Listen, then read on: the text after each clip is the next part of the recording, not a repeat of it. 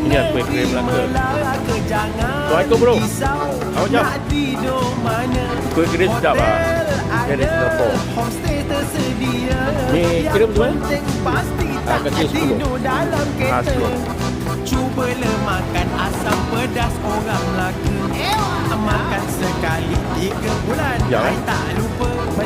Kuih kering kentang 5. Minuman Sardin 5. air sepi bro. orang Melaka. Negeri Melaka negeri hebat. Kota pelancong Okey, selamat. negeri selatan. Okey, nanti baru dapat YouTube nama Sean Iskandar.